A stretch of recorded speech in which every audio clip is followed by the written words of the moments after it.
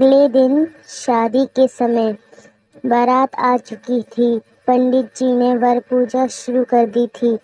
वहां खड़े सभी रिश्तेदार दूल्हे को देखे जा रहे थे। सभी लड़कियां दूल्हे को देखकर मंत्रमुग्ध हो रही थी, क्योंकि वो किसी हीरो से कम नहीं लग रहा था। मरून कलर की शेरवानी में गोल्डन साफा बांधे हुए किसी राजकुमार के जैसा लग रहा था, जो अपनी राजकुमारी को अपनी हमसफर बनाकर ले जाने वाला था। लेकिन दूल्हे के चेहरे पर शादी के उल्लास की कोई खुशी नहीं दिख रही थी। ऐसा लग रहा था जैसे किसी ने उसे बंदूक की नोक पर शादी के लिए मजबूर किया हो।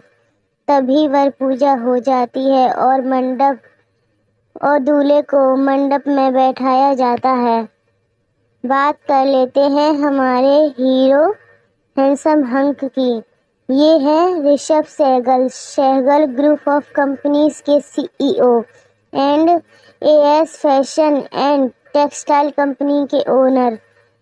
6 foot 2 inch height, 6 pack abs, सुडौल शरीर, ब्राउन आइस, गोरा रंग, लंबे बाल जो पीछे एक छोटी सी चोटी में बंधे रहते हैं। उम्र 30, देखने में किसी हीरो से कम नहीं। घर में दादाजी, जिन्होंने सहगल ग्रुप ऑफ कंपनीज की नींव रखी थी। पापा ने कंपनी को विदेशों में फैलाया और अब इन्होंने खुद के दम पर fashion and textile company open की। साथ ही अपने पापा और दादा की कंपनी को भी यही संभालते हैं। इनकी फैमिली में दादा आशुतोष सहगल, दादी कावेरी सहगल हैं, जो अपने गांव में रहते हैं। माँ जानवी सहगल, पापा शिवम सहगल और बहन दीपिका सहगल, तीनों इनके साथ मुंबई में रहते हैं। बात करें इनकी लव लाइफ की, तो यह किसी को चाहते हैं, लेकिन इनके पापा उससे बेहद नफरत करते हैं और इस शादी की एक वजह यह भी है। इसलिए उन्होंने नवीन शर्मा जी के सामने शादी की बात कही, ताकि अपने बेटे का उस लड़की से पीछा छुड़ा सके। तभी शादी का मुहूर्त हो जाता है तो पंडित जी कन्या को लाने का कहते हैं। तो अनीता जी, अनुष्का की माँ, अनुष्का को लेने चली जाती हैं। जब वो कमरे में पहुंचती हैं तो उन्हें अनुष्का कहीं दिखाई नहीं देती।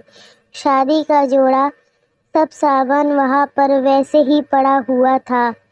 अनीता जी परेशान हो जाती हैं। तभी उन्हें टेबल पर रखा एक लेटर दिखाई देता है, जिसे उठाकर वो पढ़ती हैं तो उनके पैरों तले से जमीन खिसक जाती है और वो धम से बेड पर वहीं बैठ जाती हैं। अनीता जी को काफी देर तक आते ना देख नवीन जी खुद अनुष्का के कमरे में आते हैं, तो अनीता जी को वहां पर बेसुध बैठे देखकर हैरान रह जाते हैं। वो कुछ कहने वाले होते हैं कि तभी उनकी नजर अनीता जी के हाथ में पकड़े कागज पर जाती है। वो उसे हाथ में लेकर पढ़ने लगते हैं। अनुष्का, आई एम सॉरी पापा, मुझे माफ कर देना, लेकिन मैं ये शादी नहीं कर सकती। आपने अपनी कंपनी को बचाने के लिए अपनी बेटी को दांव पर लगा दिया। एक बार भी मुझसे नहीं पूछा मैं क्या चाहती हूँ। मैं भी कुछ सपने हैं, मैं भी किसी से प्यार करती हूँ, लेकिन आपने कभी मेरी बात नहीं समझी। एक पल को आपकी बात मानकर मैं शादी कर भी रही थी। तो ऐसे लड़के से शादी करके क्या फायदा, जो कभी मुझसे प्यार ना करे, कभी मुझे अपनी बीवी होने का हक ना दे। इस तरह से तो मैं एक खिलौना बनकर रह जाऊंगी, जिससे जब मन आपने खेल लिया और जब आपका मन भर गया तो किसी और को खेलने के लिए दे दिया। तो माफ़ी चाहती हूँ, मैं खिलौना नहीं बन सकती। पापा, मैं ऐसे लड़के से शादी नहीं कर सकती जो मुझे कभी अपनी लाइफ में अपनाएगा ही नहीं। मैं जा रही हूँ शेखर के साथ अपनी ज़िंदगी शुरू करने। मुझे ढूंढने की कोशिश मत कीजिएगा, वरना जो धमकी आपने दी اسے سچ میں کر کے دکھا دوں گی۔ آپ کی نالائق بیٹی انوشکا، کیونکہ لائق تو میں کبھی بن ہی نہیں پائی۔ انوشکا۔ لیٹر پڑھ کر نوین جی اپنا سر پکڑ کر وہیں صوفے پر بیٹھ جاتے ہیں۔ نیچے منڈپ میں سب لوگ نوین جی اور انیتا جی کا انتظار کر رہے تھے۔ کافی دیر بعد ان کے نہ آنے پر پون جی اور آرتی جی دونوں کمرے میں آتے ہیں تو انہیں اس طرح دیکھ کر دونوں ایک دوسرے کو دیکھتے ہیں۔ پھر ان کے پاس آ کر آرتی جی نوین سے، کیا ہوا بھیا، آپ اور بھابھی یہاں پر بیٹھے ہوئے ہیں اور انوشکا کہاں پر ہے؟ پنڈت جی کب سے وہاں پر راہ دیکھ رہے ہیں، شادی کا مہورت بھی ہو چکا ہے۔ تو نوین جی انہیں دیکھتے ہوئے، کیسی شادی بہن، جب دلہنی شادی سے بھاگ چکی ہے تو پھر کیسی شادی؟ اب تو یہاں پر ماتم ہوگا، میری موت کا ماتم۔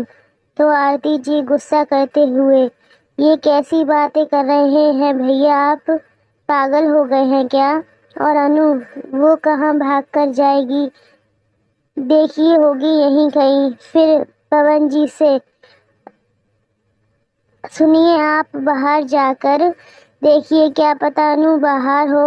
مانوی اور تانیہ کے ساتھ تو پون جی ان کی بات سن کر جانے لگتے ہیں۔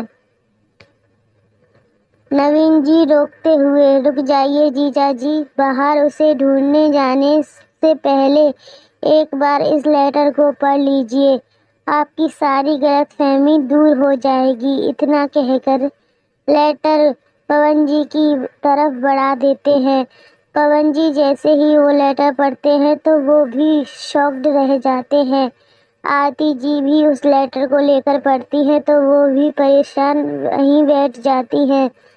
وہیں مانوی اور تانیہ، جو ابھی تک شادی کے منڈپ میں نہیں گئی تھیں اور نہ ہی انہیں دولہے کو دیکھنے میں روچی تھی کیونکہ ان کی بہن اس شادی سے خوش نہیں تھی، تو وہ دونوں بڑھیا بڑھیا کھانے پر اپنے ہاتھ صاف کر رہی تھی، کیونکہ شادی میں کچھ مزیدار ہو یا نہ ہو لیکن کھانا ضرور مزیدار ہوتا ہے۔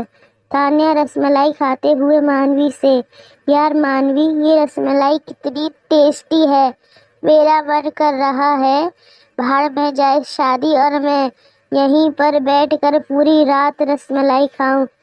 تو مانوی گلاب جامن کھاتے ہوئے تانیہ سے، ہاں یار صحیح کہہ رہی ہے تو، ویسے بھی اس شادی سے خوش نہیں ہے تو ہم وہاں جا کر کیا کریں گے؟ تبھی تانیہ کی ماسی سے، اچھا تو یہ ہے کہ ہم یہاں بیٹھ کر اپنی جیسے ہی کی نظر مانوی اور تانیہ پر پڑی تو انہوں نے اپنا سر پیٹ لیا اور غصے میں ان دونوں کے پاس آ کر ان دونوں کے سر پر پیچھے سے ایک ایک تھپڑ مار دیا، جس سے دونوں نے آؤچ کی آواز کرتے ہوئے پیچھے پلٹ کر دیکھا تو تانیہ کی ماسی غصے میں کھڑی دونوں کو گھور رہی تھی۔